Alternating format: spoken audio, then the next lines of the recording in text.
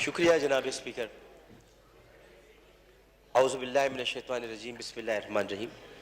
وَلَنَبْلُوَنَّكُمْ بِشَيْءٍ مِّنَ الْخَوْفِ وَالْجُوعِ وَنَقْصٍ مِّنَ الْأَمْوَالِ وَالْأَنفُسِ وَالثَّمَرَاتِ وَبَشِّرِ الصَّابِرِينَ الَّذِينَ إِذَا أَصَابَتْهُمْ مُصِيبَةٌ قَالُوا إِنَّ لِلَّهِ وَإِنَّا إِلَيْهِ راجعون أُولَٰئِكَ عَلَيْهِمْ صَلَوَاتٌ مِّن رَّبِّهِمْ وَرَحْمَةٌ وَأُولَٰئِكَ هُمُ الْمُهْتَدُونَ. صدق اللہ العظیم. میں آپ کا بہت شکر گزار ہوں کہ آپ نے مجھے بولنے کا موقع عنایت فرمایا. جناب اسپیکر، میں اسمبلی میں بہت کم بولتا ہوں. اس کی وجہ یہ ہے کہ میں کچھ معاملات ایسے ہیں جن کو سیاسی امور نہیں سمجھتا. اسمبلی میں ہم سب تقسیم ہیں. ہم اس لیے تقسیم ہے کہ ہمیں تقسیمی بنیادوں پر تقسیم کیا جاتا ہے. ہم اس لیے تقسیم ہے کہ اگر ہم تقسیمی بنیادوں پر تقسیم نہیں ہوں گے تو ہم تقسیم ہند کی عزت نہیں رکھ سکیں گے.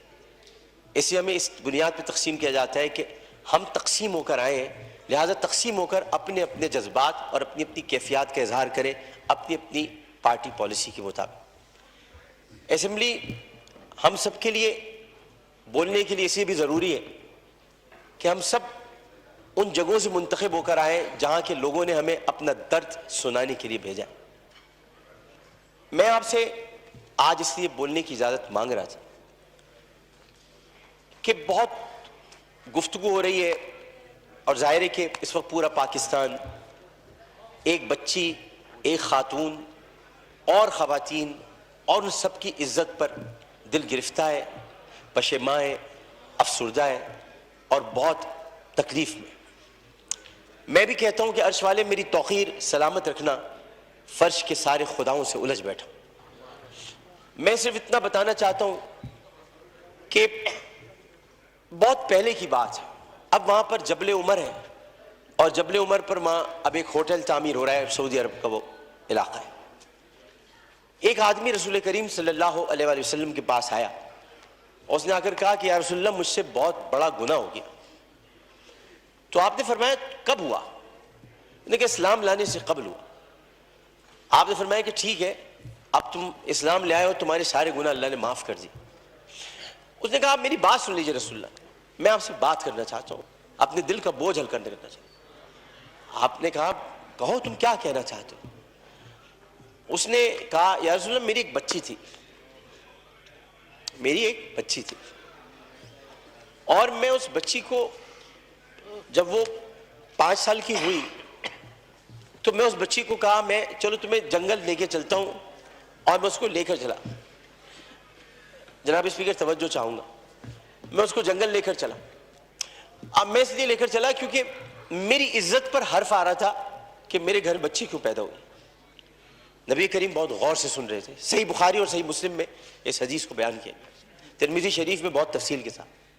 تو انہوں نے بہت توجہ سے سنا اور کہنے لگا میں جنگل میں لے کے گیا. پھر میں نے ایک گڑھا کھودا. گڑھا کھودنے کے بعد میں نے بچی سے کہا اس میں لیٹ جاؤ.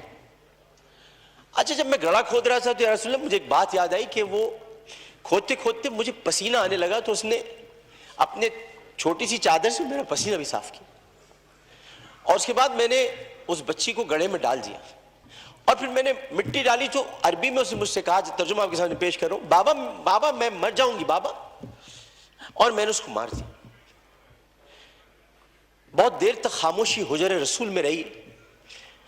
اس نے دیکھا تو رسول کریم صلی اللہ علیہ وسلم رو رہے تھے. خاتم النبین، سید المرسلین، شفیع المذنبین، انیس الغریبین، رحمت للعالمین، راحت العاشقین، مراد المشتاقین، شمس العارفین، سراج السالکین، مصباح المقربین، محب الفقراء والغرباء والیتام والمساکین. ہمیں سکھاتے ہو، ہم تو ختم نبوت کے محافظ، ہمیں سکھاتے ہو. سید الثقلین، نبی الحرمین، امام القبلتین، وسیلتنا فی الدارین، صاحب قاب قوسین، محبوب رب المشرقین ورب المغربین، جد الحسن والحسین، مولانا مولا ثقلین، ابی القاسم محمد بن عبداللہ. پر درمیان میں نہ بولو، حدیث کے درمیان نہیں بولو. اس کے بعد نبی کریم صلی اللہ علیہ وسلم نے یہ کیا کہ ان کے زار و قطار آنسو بہنے لگے اور انہوں نے کہا کہ قسم اس پروردگار کی جس کے قبضے میں محمد کی جان ہے صلی اللہ علیہ وسلم، اگر تو اسلام نہ لاتا تو میں تجھے سر عام سب کے سامنے تیری گردن اڑاتا. یعنی مطلب یہ ہوا کہ نبی کریم نے بہت پہلے بتا دیا تھا کہ بچیوں کے ساتھ ظلم کرنے والوں کو سرے عام ان کی گردن کاٹی جائے گی. یہ اصول متعین کر دیا تھا محمد مصطفیٰ، یہ سزا متعین کر دی. ظلم کرنے والا جناب اسپیکر کوئی صنف نہیں رکھتا. خدا کے لیے اسے مرد نہ کہے، خدا کے لیے اسے عورت نہ کہے. ظالم کی صنف نہیں ہوتی، ظالم کی صنف نہیں ہوتی، ظالم نہ مرد ہوتا ہے. ظالم کو مرد نہیں کہتے. میرے بھائی نے کہا ہے فیصل بارڈر نے میں نامرد بنا دوں گا. ارے وہ تو ہے ہی نامرد جو عورتوں کی عزت لوٹتے انہیں کیا نامرد بناؤ، وہ تو ہے ہی نامرد. ہم ظالم کی صنف مقرر کر کے معاشرے کو پھر تقسیم کرتے ہیں. ہمیں کسی کی صنف مقرر نہیں کرنی، ہمیں صرف اور صرف قرآن اور سنت کے مطابق ان سزاؤں کا احیا کرنا ہے جن کی ضرورت ہے. یہ واقعہ موٹر وے پر ہو یا حلقہ این 245 کی کسی کچی گلی میں، اس میں یہ بحث ہی نہیں کرنی. بحث ہمیں یہ کرنی ہے کہ انسانیت کی تذلیل ہوئی. بحث ہمیں یہ کرنی ہے کہ ہم کیا کر رہے ہیں. بحث ہمیں یہ کرنی ہے کہ اگر ہم ریاست مدینہ کے دعوے دار ہیں تو ریاست مدینہ میں اگر ایسا واقعہ ہوتا تو ہم کیا کرتے. ہمیں یہ کرنا ہے. ہمیں قانون سازی کرنی ہے. ہمیں اسمبلی میں بیٹھ کر اس معاملے کو مل جل کر حل کرنا ہے. میں کسی کا بھی یہاں زیادہ وقت لینا نہیں چاہتا. میں بہت دل گرفتہ ہوں کیونکہ اس بچی کے گھر میں کوئی کمانے والا نہیں ہے. بنیر سے آئے ہوئے پختون گھرانہ تھا، پٹھان گھرانہ بیچارہ، جو وہاں کما رہے تھے. عمر صادق اس کا والد. بہت پیاری سی معصوم سی بچی تھی. ہر بچی معصوم ہوتی ہے، پیاری ہوتی ہے، لیکن جناب اس میں سوچیے ایک پختون فیملی کی بچی جو بڑے غیور ہوتے ہیں. میں اپنے تمام پختون بھائیوں سے کہتا ہوں، میں ان سے بڑی محبت کرتا ہوں. غیور قوم ہے، ایک عزت دار قوم ہے، جو آتے بھی ہیں عزت سے کمانے کے لیے، عزت سے جینے کے لیے. چاہے ان کے ساتھ خیبر پختونخوا میں ظلم ہو، چاہے کسی بھی حصے میں ہو اور کسی بھی قوم کے ساتھ ہو. پاکستان کا ہر قومی رکھنے والا فرد میرا پاکستانی بھائی ہے. اور میں یہ کہتا ہوں کہ وہ بچی ایک دن جب اس کمرے میں رات بھر اس کو بند کر کے رکھا گیا ہوگا اور پھر اس کو درندگی کے ساتھ اس کی عصمت دری کرنے کے بعد اس کو جب زندہ جلایا ہوگا تو کتنی تکلیف ہوئی ہوگی اس معصوم سی بچی مروہ کو. جبکہ قرآن کہتا ہے ان الصفا والمروہ من شعائر اللہ. جب اللہ نے دو پہاڑوں کو مروہ اور صفا کو عزت دے دی تو پھر ان کی عزت کیوں نہ اتاری جائے جنہوں نے پہاڑوں کے نام پر عزت دینے والے پروردگار کی پیدا کی ہوئی مروہ کو بے دردی کے ساتھ اس کی عصمت دری کی. ان کی عزت کیوں نہ اچھالی جائے، ان کی گردن کیوں نہ کاٹی جائے، ان کو سر عام پھانسی کیوں نہ دی جائے. جناب اسپیکر، میں آپ سے صرف یہ بات کہنا چاہتا ہوں. میں شکریہ ادا کرتا ہوں اپوزیشن بینچز کا بھی، میں شکریہ ادا کرتا ہوں اپنی پارٹی کا بھی. میں سب کا شکریہ ادا کرتا ہوں کہ جو اس وقت اس درد کو سمجھ رہے ہیں، جو درد کو سمجھ کر بات کر رہے ہیں اور جو نہیں چاہتے کہ اس وقت سیاست ہو. ہم میں سے کوئی نہیں چاہتا. اور جو ان باتوں پر سیاست کرے گا معذرت کے ساتھ، پھر وہ سیاست کر رہا ہے، عبادت نہیں کر رہا. وہ عبادت نہیں کر رہا. یہ اس وقت عبادت کا مرحلہ ہے. اور عبادت صرف 5 وقت پروردگار کے سامنے سر جھکانے کا نام نہیں ہے. عبادت ظالم و جابر حاکم کے سامنے کلمہ حق کہنا بھی ہے.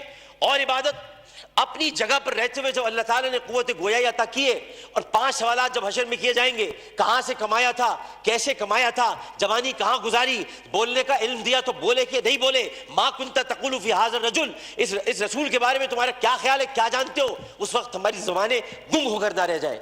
اس لیے ہمیں اپنی اپنی جگہ پر رہتے ہوئے اس کو عبادت سمجھ کر اپنا حق ادا کرنا ہے. میں اتنا کہنا چاہوں گا آخر میں. جناب اسپیکر، میں اس ایوان سے ہاتھ جوڑ کر مطالبہ کرتا ہوں، بحیثیت ان کا ساتھی، بحیثیت رکن قومی اسمبلی، انہی کا ساتھی، انہی کا بھائی ہوں، اپنی بہنوں کا بھائی ہوں، اپنے جب ہمارے اپوزیشن والے ان کی بہنوں کا بھائی ہوں. صرف اتنا کہنا چاہتا ہوں کہ اس اسمبلی میں ہم پتہ نہیں کب رہے، کب تک رہے، کیا رہے، ہمیں نہیں پتا، لیکن ہم جتنے دن بھی رہے یہ اسمبلی ایک تاریخ بن جائے کہ ہم نے یہ اسمبلی نے قرارداد منظور کی تھی اور بل بنایا تھا کہ بچیوں کو میں ہر قتل کی بات ہے، بچیوں کی عصمت دری کرنے والوں کو سر عام سزائے موت دی جائے. شکریہ جناب. جی خواجہ صاحب، میں تھوڑا مفتی شکور کو دے دوں.